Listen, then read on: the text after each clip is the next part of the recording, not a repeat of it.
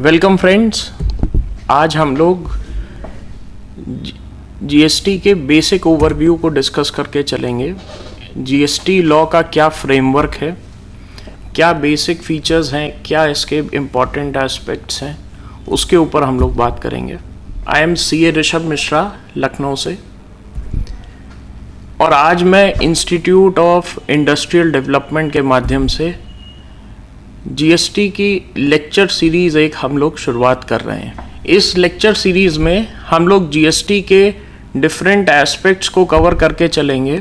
अगर आप भी किसी स्पेसिफिक टॉपिक को हमारी लेक्चर सीरीज़ में इंक्लूड कराना चाहते हैं तो अपना आप सुझाव भेज सकते हैं, हम उसे भी अपने सेशंस में इंक्लूड करेंगे।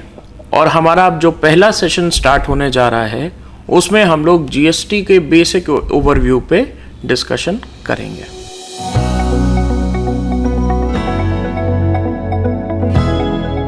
जीएसटी आने से पहले इंडिया में इनडायरेक्ट टैक्स स्कीम में कई टैक्सेस थे, जैसे कि central excise duty, VAT laws जो कि रिस्पेक्टिव स्टेट्स ड्राफ्ट करते थे, इनैक्ट किया। सर्विस टैक्स का अलग एक्ट था, एंट्री टैक्स के अलग एक्ट थे। इन सारे टैक्सेस को जीएसटी आने के बाद से मर्ज कर दिया गया एक single unified integrated tax structure में, जिसको हम लोग जीएसटी लॉ कहते हैं। जीएसटी आने के बाद पुराने ज़्यादातर इनडायरेक्ट टैक्सेस उसमें मर्ज हो गए और सेंट्रल गवर्नमेंट और स्टेट गवर्नमेंट्स ने 4 मुख्य लॉ बनाए, इनैक्ट किए, जिसमें से पहला लॉ सेंट्रल जीएसटी एक्ट 2017 बनाया। दूसरा लॉ सारे स्टेट्स ने इनैक्ट किया, जिसको स्टेट जीएसटी एक्ट कहते हैं, जैसे कि यूपी में UP GST act, Madhya Pradesh में Madhya Pradesh GST act. Union territories के लिए सेंट्रल गवर्नमेंट ने इनैक्ट किया union territory goods and service tax act 2017, और कुछ स्पेसिफाइड गुड्स पे सेंट्रल गवर्नमेंट ने प्रपोज किया और इनैक्ट किया जीएसटी कॉम्पेंसेशन एक्ट 2017। अब हमारे लिए जानना ये ज़रूरी है कि जीएसटी आने से इंडस्ट्री को, बिजनेसमैन को, स्मॉल स्केल एंटरप्राइजेस को, लार्ज कॉरपोरेट्स को फ़ायदा क्या हुआ, क्यों गवर्नमेंट इस लॉ को चेंज करना पड़ा, और पुराने लॉ में ऐसी क्या खामियां थीं जिसकी वजह से जीएसटी एक्ट को दोबारा इनैक्ट किया गया। पहला, जो मल्टीप्लिसिटी ऑफ टैक्सेस था उसको हटाया गया। जो पहले मल्टीपल टैक्स लगते थे हर ट्रांजैक्शन पे, हर स्टेज पे, उसको हटाया गया। कैस्केडिंग इफेक्ट था कई जगह, कई जगह टैक्स के ऊपर टैक्स लग रहे थे, जीएसटी आने से उसका निराकरण हुआ। इनपुट क्रेडिट, जो कि एक बहुत इम्पॉर्टेंट कंपोनेंट है किसी भी इनडायरेक्ट टैक्स स्कीम का, उस इनपुट क्रेडिट को अवेल करने की प्रक्रिया ज़्यादा स्मूथ हुई। पहले इंटर स्टेट में जो सेंट्रल सेल्स टैक्स लगता था उसका इनपुट क्रेडिट नहीं मिलता था। अब जीएसटी लॉ में इंटीग्रेटेड जीएसटी लगता है, जिसका इनपुट क्रेडिट अदर स्टेट्स में भी मिल जाता है। गवर्नमेंट एडमिनिस्ट्रेशन स्मूथ हुआ, टैक्सेस का जो एडमिनिस्ट्रेशन था वो काफ़ी स्मूथ हुआ।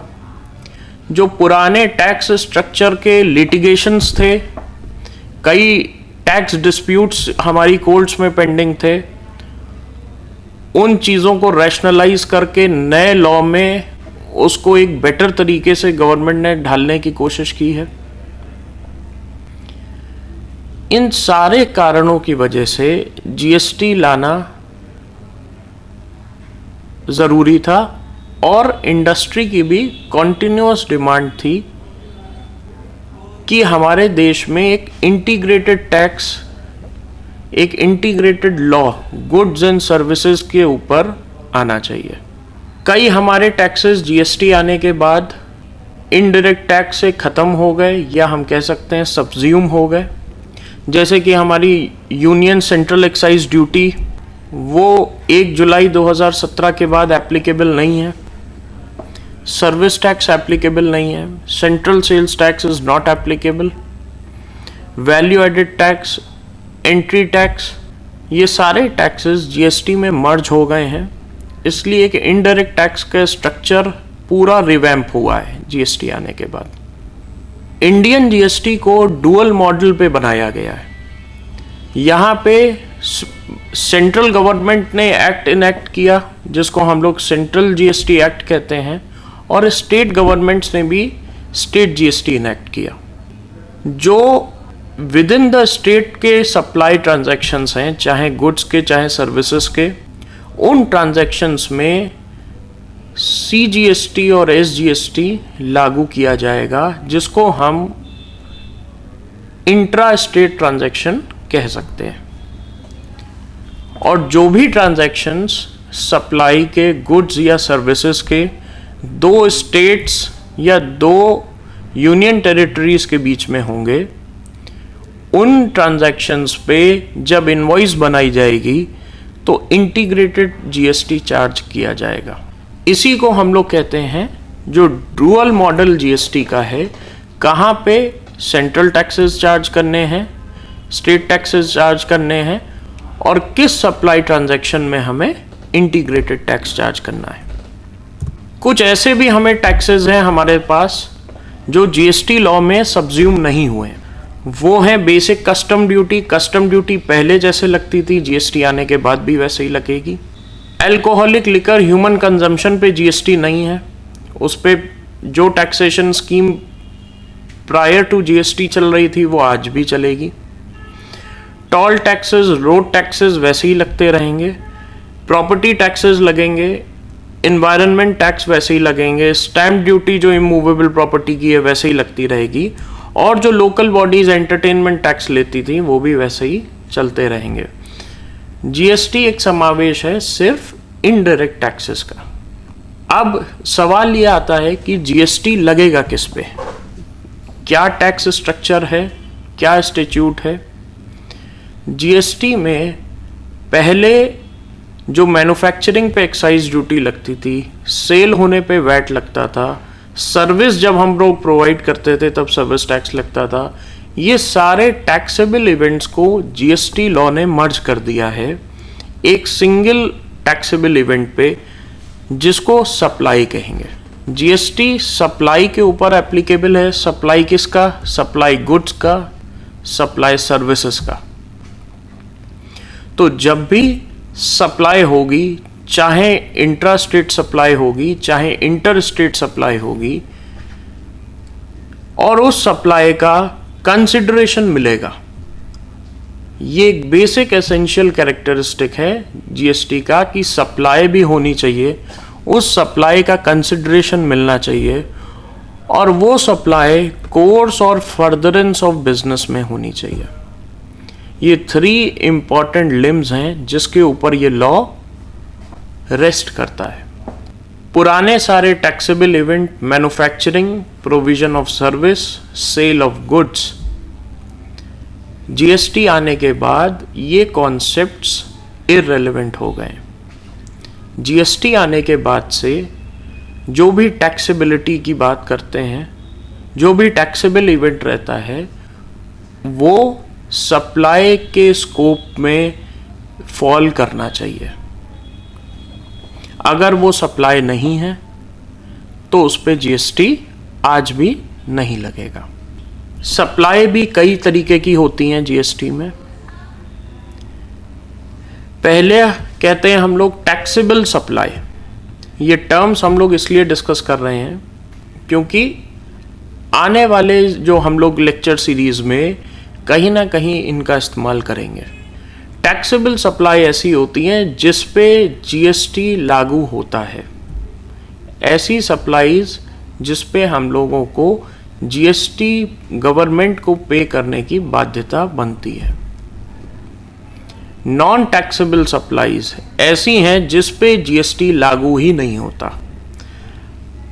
आज की डेट में GST alcoholic liquor for human consumption पे नहीं लगता, पेट्रोलियम प्रोडक्ट्स हैं स्पेसिफाइड, पेट्रोल, डीजल, इन पे जीएसटी नहीं लगता है। तो ये स्पेसिफाइड गुड्स हैं जिन पे जीएसटी नहीं लगता, उनको हम लोग कहते हैं नॉन टैक्सेबल सप्लाई या नॉन टैक्सेबल गुड्स की सप्लाई। इसके बाद कुछ ऐसी सप्लाईज हैं जिनको जीएसटी में कहा जाता है एग्जेम्प्टेड सप्लाई। एग्जेम्प्टेड सप्लाई होती है जिस पे गवर्नमेंट ने फॉर द टाइम बीइंग एक एग्जेम्पशन नोटिफिकेशन इशू करके जीएसटी की देयता को समाप्त कर दिया है। जिस दिन वो एग्जेम्पशन नोटिफिकेशन गवर्नमेंट विड्रॉ कर लेगी, वो सारे गुड्स या वो सारी सर्विसेज जिस पे हम लोग एग्जेम्पशन एंजॉय कर रहे हैं वो समाप्त हो जाएगा और वो फिर से वो सारी गुड्स या वो सारी सेवाएं हमारी टैक्सेबल सप्लाई में कन्वर्ट हो जाएंगी। तो एग्जेम्प्टेड सप्लाई जो गुड्स की होती है, जो सर्विसेज की होती है, वो under a notification of the central government और स्टेट गवर्नमेंट, उसके ऊपर for the time being government ने कोई टैक्स नहीं लगाया होता है।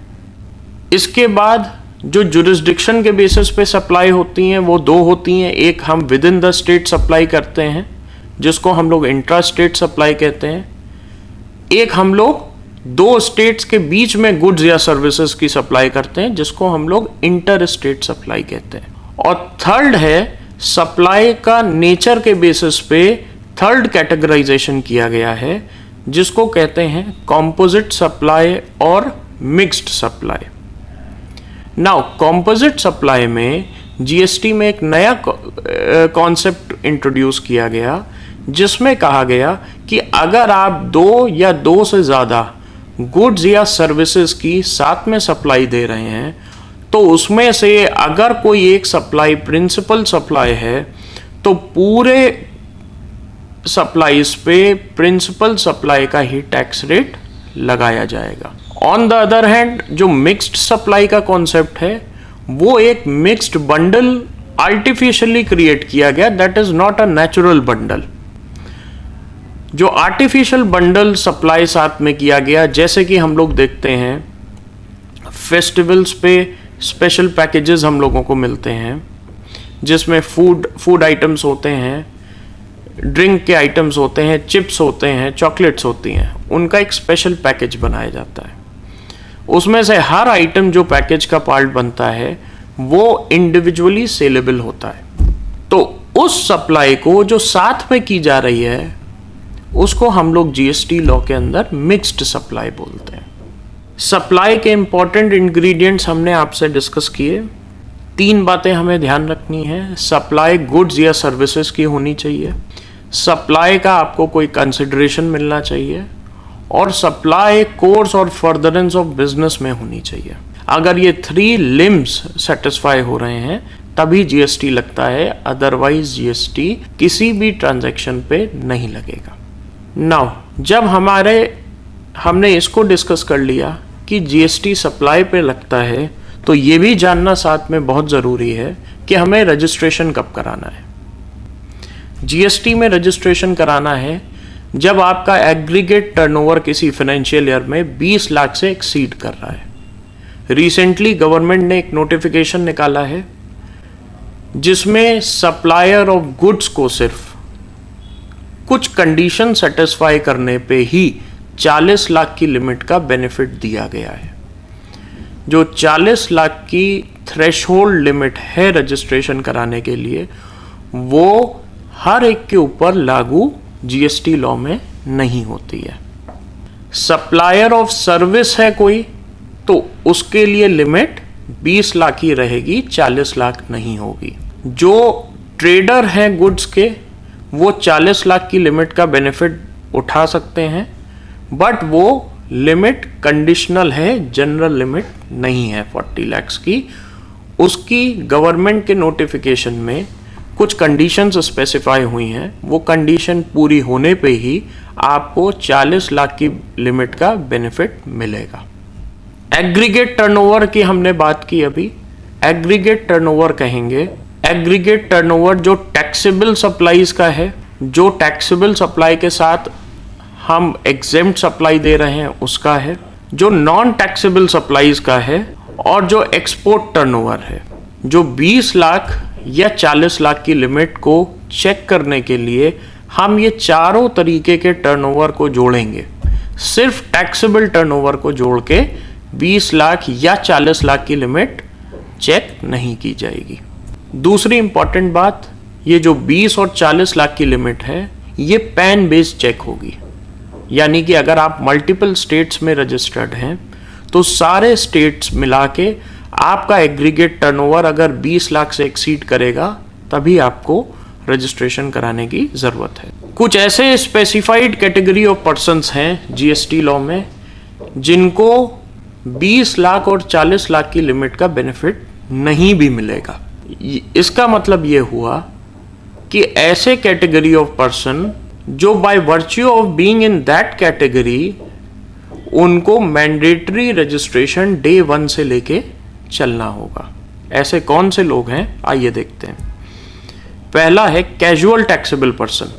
अगर किसी स्टेट में हम परमानेंटली रजिस्टर्ड नहीं है, रेगुलर नहीं है, किसी एग्जीबिशन पर्पस से या कोई लिमिटेड पर्पस से हम वहाँ जाके कुछ सप्लाई करते हैं तो उसको कहा जाता है कैजुअल टैक्सेबल पर्सन का registration. Non resident taxable person, कोई फॉरेन कंपनी या कोई फॉरेन सप्लायर इंडिया में आके कुछ सप्लाई करना चाहता है तो उसको नॉन रेसिडेंट टैक्सेबल पर्सन का रजिस्ट्रेशन लेना पड़ता है।